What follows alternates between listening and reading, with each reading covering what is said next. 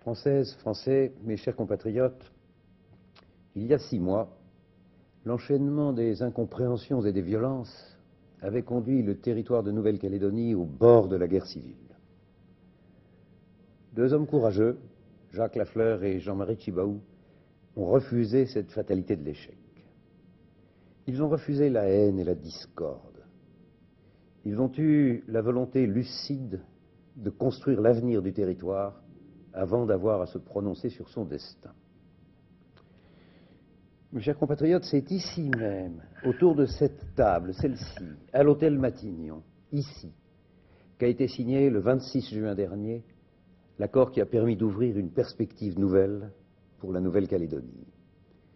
C'est ici que Jean-Marie Tjibaou et Jacques Lafleur, en se serrant la main, comme on le fait dans notre pays entre hommes, libres et de bonne foi, ont scellé cet accord. Mais alors, puisque ces accords ont été signés, puisque le calme est revenu, pourquoi ce référendum? Parce qu'en 1963 et en 1986, on a modifié, depuis Paris, de manière unilatérale, les institutions du territoire et les équilibres politiques, économiques et culturels. Parce que ce faisant, on a par 2 fois manqué à la parole de la France. Notre Constitution prévoit que dans certains cas, la loi peut être votée directement par le peuple, par vous, à travers la procédure du référendum. Elle n'en aura que plus de force.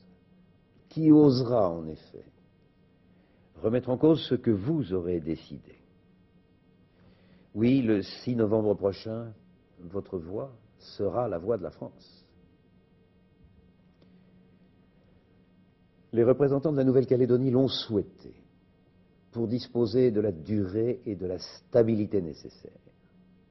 Votre vote pour l'avenir de la Nouvelle-Calédonie sera, à leur égard, un geste de fraternité. Et c'est aussi l'intérêt de la France, sur ces rives lointaines du Pacifique Sud, où se jouent déjà les grands défis du prochain millénaire.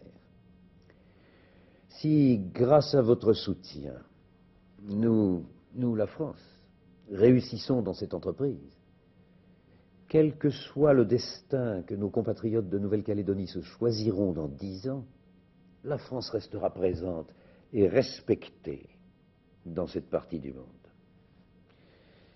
Oui, vraiment, devant un pareil enjeu, celui de la paix civile, celui de la fraternité, celui du rayonnement de la France des droits de l'homme, comment peut-on hésiter?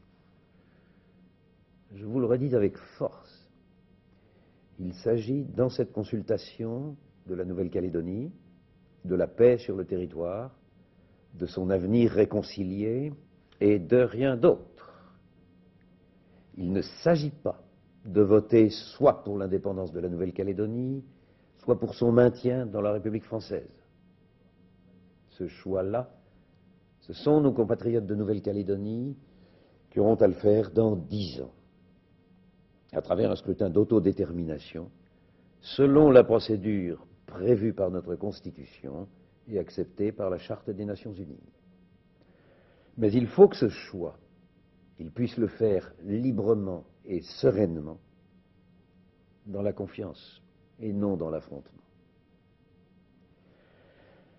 Françaises, Français, mes chers compatriotes, je le sais.